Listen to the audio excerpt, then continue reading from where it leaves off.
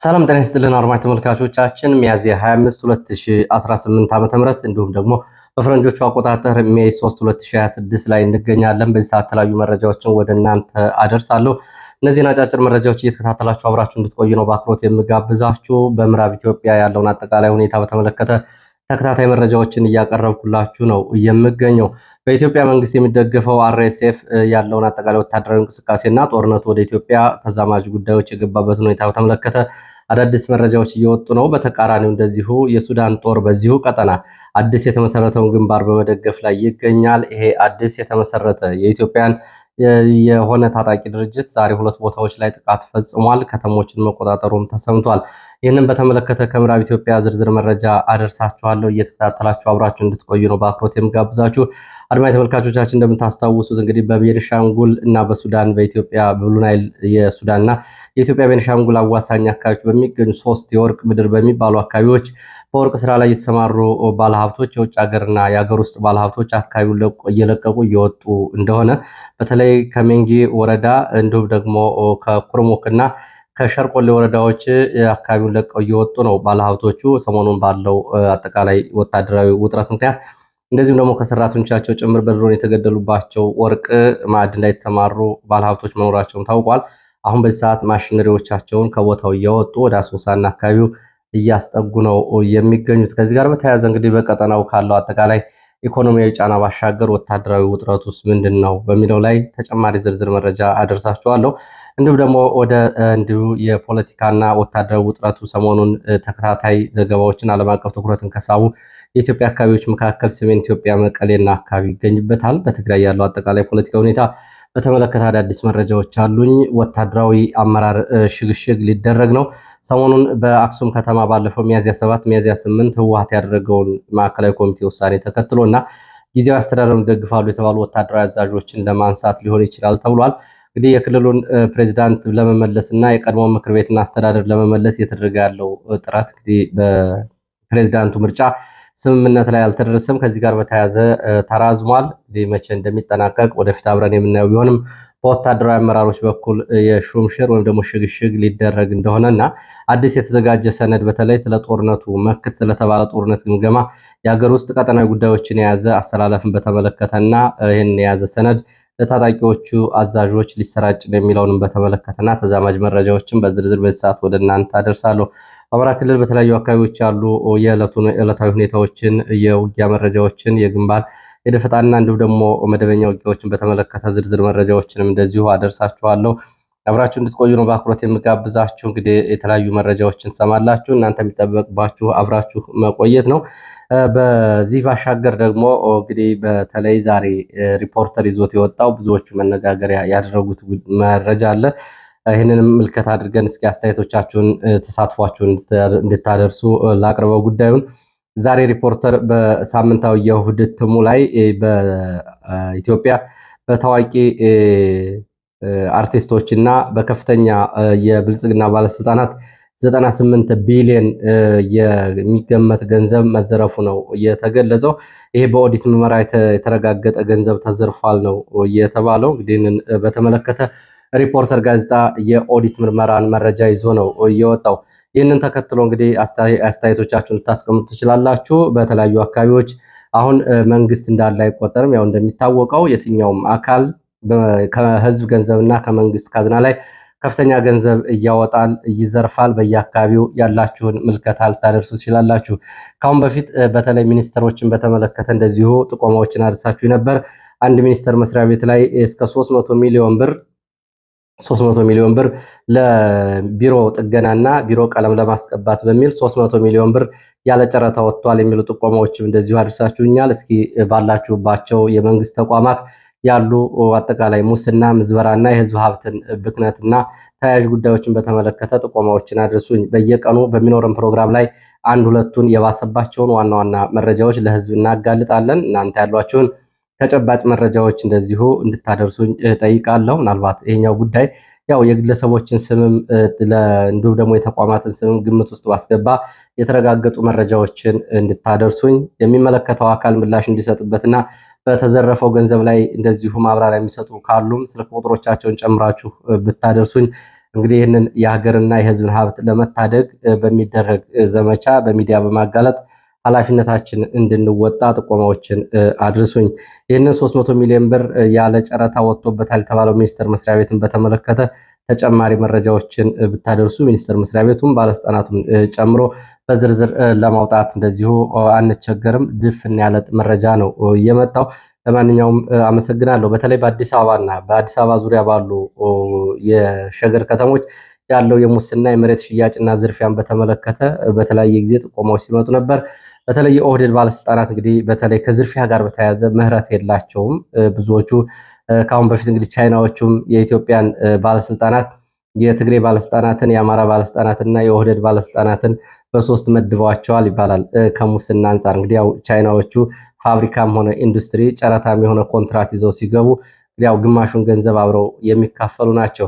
በዚህ ላይ ቻይናዎቹ ባወጡት ምደባ መሰረት አድማጭ ተመልካቾቻችን ያው እንግዲህ ይሄ የቻይናዎቹ አሉ ተብሎ የሚወጣው እንግዲህ ምናልባት ገላጭ ይሁን አይሁን ሀሳብ ልጨምሩበት ትችላላችሁ። ቻይናዎቹ የኦህዴድ ባለስልጣናትን በሙስና ምህረት የላቸውም ይሏቸዋል። ተካፍሎ ለመብላት ችግር የለባቸውም። የትኛውን ውሳኔ ለመወሰን አይቸገሩም።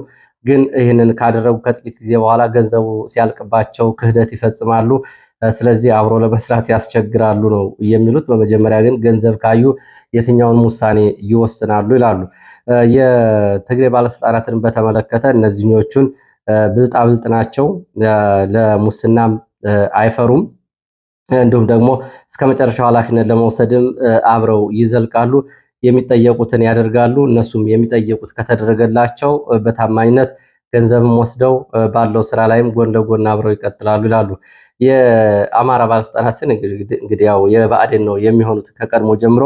እነዚህ ደግሞ ሲገልጿቸው ወይ ኮንፊደንስ የላቸው፣ ወይ አይበሉ፣ ወይ አያስበሉ፣ ስራም አይሰሩ፣ ገንዘብም አያስበሉ፣ በሁለቱም በኩል ኪሳራ ውስጥ እየሆኑ ናቸው በሚል ይገልጿቸዋል ይባላል።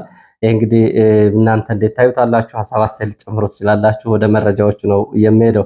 ወደ መረጃዎቹ ሲሄድ በኢትዮጵያና በሱዳን ድንበር ያለውን አጠቃላይ ሁኔታ የተመለከተ መረጃ ነው የማስከትለው። በኢትዮጵያና በሱዳን መካከል ያለውን ሁኔታ በተመለከተ እንግዲህ አዳዲስ ወታደራዊ ለውጦች እየተመዘገቡ ነው የሚገኙት። በኢትዮጵያ ቤኒሻንጉል እና በሱዳን ብሉ ናይል ግዛት ድንበር በሚገኙ የኢትዮጵያ አካባቢዎች እንደዚህ ወታደራዊ ውጥረትና ወታደራዊ ስምሪቶች ጨምረዋል። ከኢትዮጵያ አሶሳ በርካታ ሬሽን እና የጦር መሳሪያ ተተኳሽ የጫኑ ወታደራዊ ተሽከርካሪዎች ለአርኤስኤፍ ለማድረስ ተንቀሳቅሰዋል። ዛሬ ከሰዓት በኋላ የአካባቢ ዓይን እማኞች እንደገለጹት እነዚህ የጦር መሳሪያዎች ከዩናይትድ አረብ ኤሚሬትስ በአየርና በየብስ በባህር ተጓጉዘው ወደ ኢትዮጵያ የገቡ ናቸው። ቴክኒካል ተሽከርካሪዎች ወደ ያቡስ እና ኩርሙክ ከአሶሳ ተንቀሳቅሰዋል ተብሏል። ኤስፒኤልኤም እና አርኤስኤፍ ተብሎ ለሚጠሩ ታጣቂዎች የሚደርስ ነው ከዩናይትድ አረብ ኤሚሬትስ የተሰጠ የጦር መሳሪያ። ከዚህ ጋር በተያያዘ እንደዚሁ በሱዳኑ አልቡርሃን በኩልም እንደዚሁ በኢትዮጵያ ውስጥ ለሚገኝ የቤንሻንጉል ዲፌንስ ፎርስ እየተባለ አሁን ለተመሰረተው ግንባርም እንደዚሁ ከሱዳን በኩል በብሉ ናይል ግዛት በኩል ከግብፅም ጭምር አዲስ የጦር መሳሪያና ድጋፍ እየቀረበለት ነው ተብሏል። ቤንሻንጉል ዲፌንስ ፎርስ ወይም ደግሞ የቤንሻንጉል ተከላካይ ኃይል የሚባሉት ሰሞኑን ጥምረትና ግንባር የፈጠሩት ታጣቂዎች እንደዚሁ ዘመቻዎችን አድርገዋል። የቤንሻንጉል ተከላካይ ኃይሎች ዛሬ በቤንሻንጉል ሁለት ከተሞች ላይ በሚገኙ ወታደራዊ ካምፖች እና የክልሉ የሚሊሻ ካምፖች ላይ ጥቃት ከፍተዋል ተብሏል። ሸርቆሌ ወረዳ ጊዘን ከተማና እንዲሁም ደግሞ ባኮር አልዳሃብ ተብሎ በሚጠሩ መንደሮች ላይ ጥቃቶችን አድርሰዋል። እነዚህ ሸርቆሌ በኢትዮጵያ መከላከያ ሰራዊት የጦር ካምፕ አቅራቢያ ነው እንደዚህ ጥቃት የፈጸሙት። በጥቃቱ የደረሰው ጉዳት አልታወቀም። ኮር አልዳሃብ ተብሎ የሚጠራው አካባቢ ደግሞ አርኤስኤፍ ታጣቂዎች ጋር ነው ይህንን ተኩስ ውጊያ ያደረጉት። ኮር አልዳሃብ በተባለ ቦታ ከአርኤስኤፍ ታጣቂዎች ጋር ባደረጉት ውጊያ ከነጥቃቸው ከታጣቂዎቹ ነጥቀው አካባቢውን መቆጣጠራቸው ተገልጿል።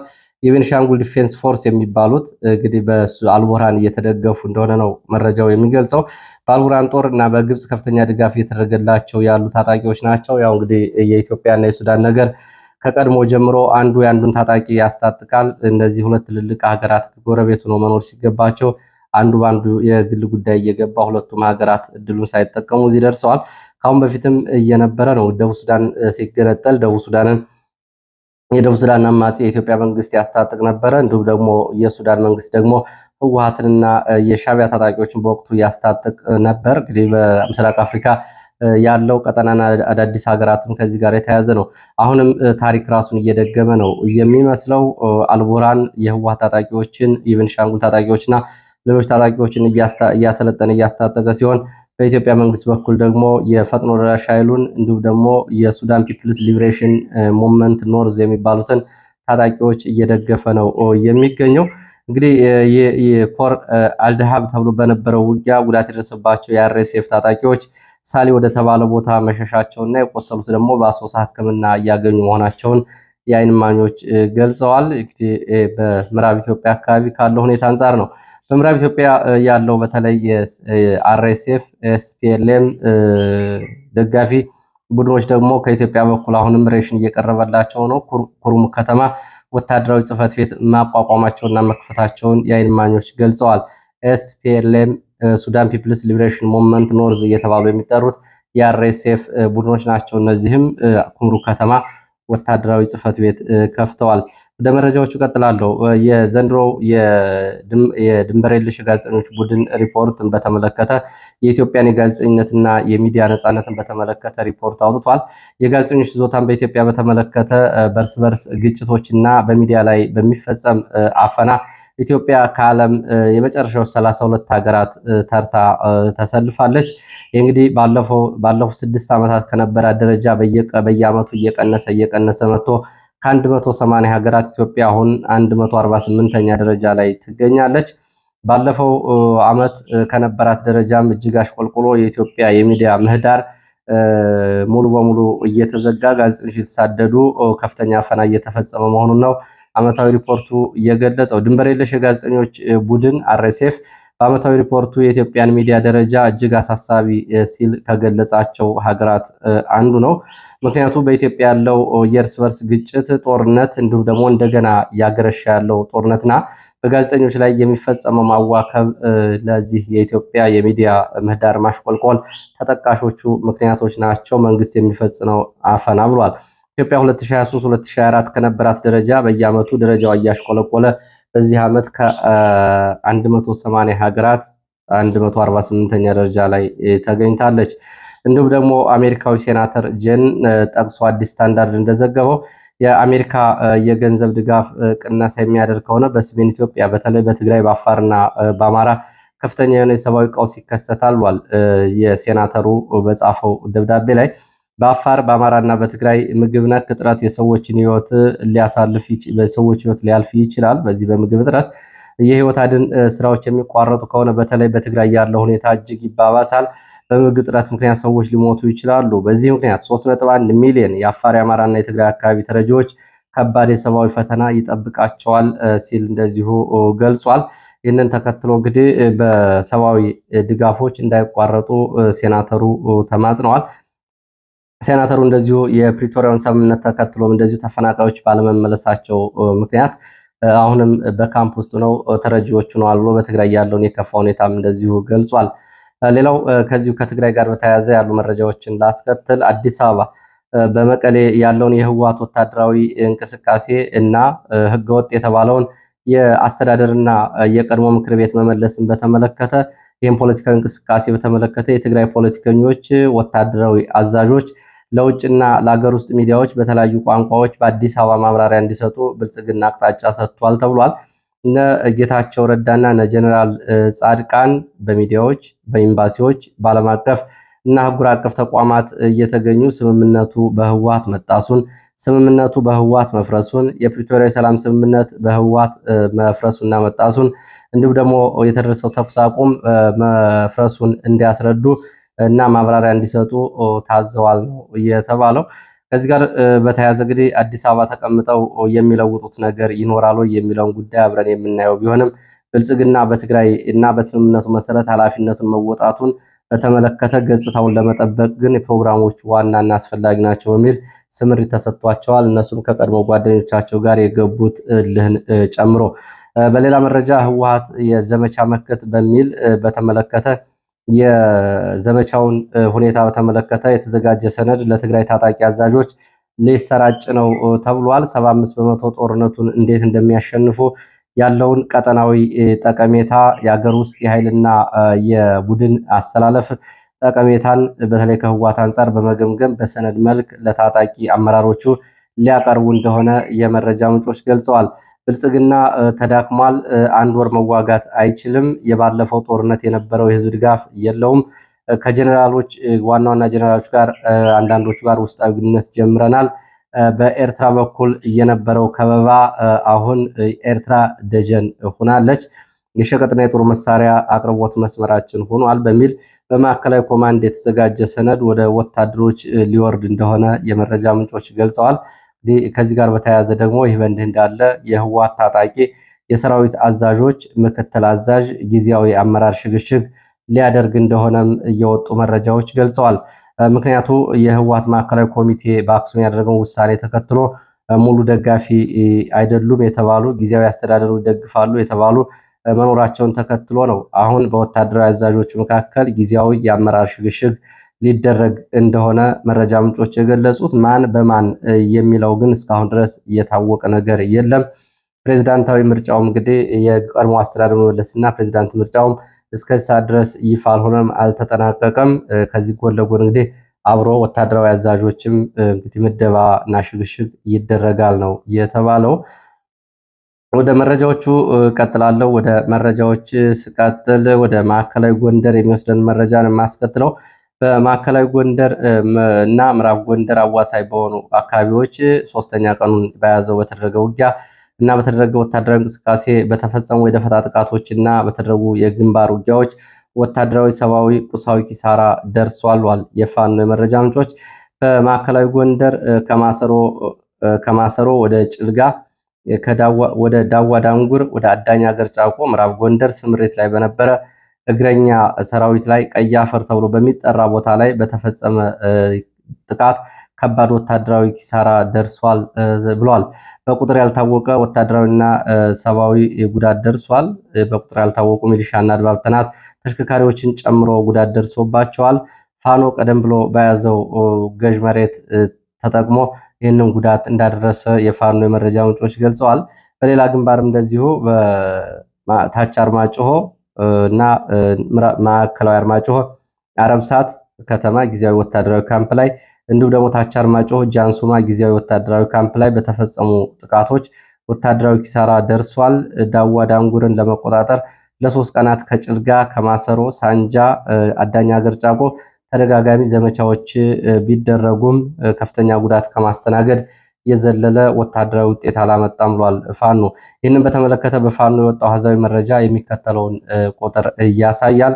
85 የሚሆኑ ወታደሮች ስለመደምሰሳቸው፣ 10 የአድማ ብተና አባላት ስለመደምሰሳቸው፣ 7 ጸረ ሽምቅ በአካባቢ እንግዲህ የሚሊሻዎች መጠሪያ ነው፣ ጸረ ሽምቅ አባላት እንደዚሁ ስለመደምሰሳቸውና 51 የሚሆኑ ስለመቁሰላቸው፣ 25 ምርኮ የነፍስ ወከፍ መሳሪያዎች በፋኖ እጅ ስለመግባታቸው ይህንን ፋኖ ባንዲራው ግርማይ በሪፖርት አስታውቋል።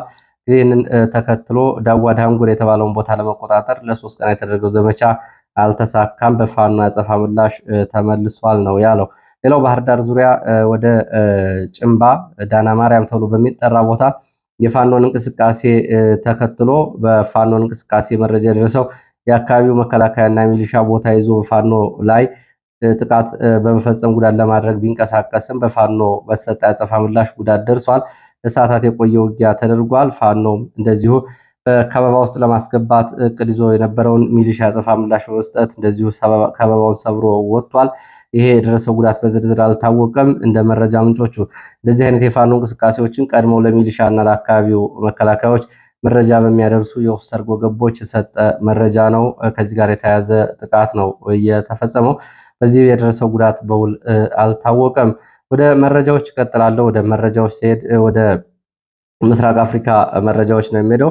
በምስራቅ አፍሪካ ያለው አጠቃላይ እንግዲህ የሱዳን ሁኔታ ከላይ በመረጃዎች እንዳየነው ነው።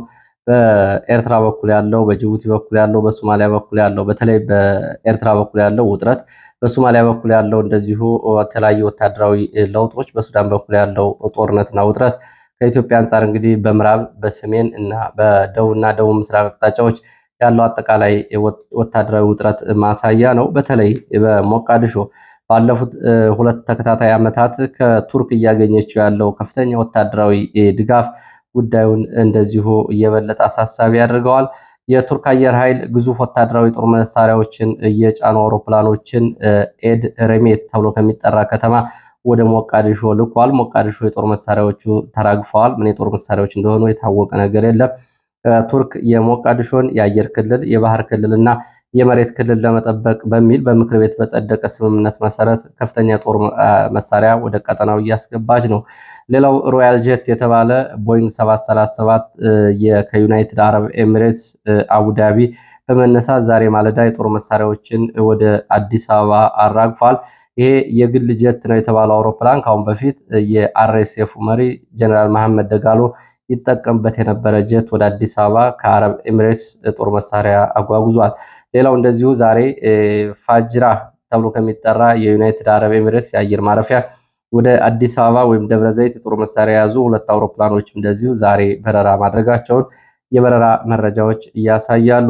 ሌላው እንደዚሁ ከኢትዮጵያ አየር መንገድ ጋር እየተነሳ ያለው ጉዳይ ነው። ኢትዮጵያ አየር መንገድ በተደጋጋሚ ጦር መሳሪያዎችን በማጓጓዝ ስሙ እየተነሳ ነው የሚገኘው። በዚህም ከደብረ ዘይት ወደ ቻድ ዋና ከተማ 2 በረራዎች ተደርገዋል። እነዚህም ከዩናይትድ አረብ ኤሚሬትስ የመጡ የጦር መሳሪያዎችን በምዕራብ ሱዳን በኩል ለአርኤስኤፍ በቻድ በኩል ለማድረስ እንደሆነ ነው የተገለጸው። ምስራቅ አፍሪካ እንግዲህ ወደ ፖርት ሱዳን፣ ወደ አዲስ አበባ እንዲሁም ደግሞ ወደ ቻድን ጨምሮ ወደ ናይሮቢ እና የሶማሊላንድ እና የፑንትላንድ አካባቢዎች ከዩናይትድ አረብ ኤሚሬትስ ከፍተኛ የጦር መሳሪያ እየተጫነ ነው የሚገኘው። ይህንን ተከትሎ በቀጠናው ያለው ጦርነትና ትርምስ እንደቀጠለ ነው። አሁንም ለሰዓት የነበሩ መረጃዎች እነዚህ ናቸው። ስለተከታተላችሁ በእጅጉ አመሰግናለሁ። በሌላ ተመሳሳይ መርሃ ግብር እስከምንገናኝ መልካም ጊዜ፣ መልካም እሁድ።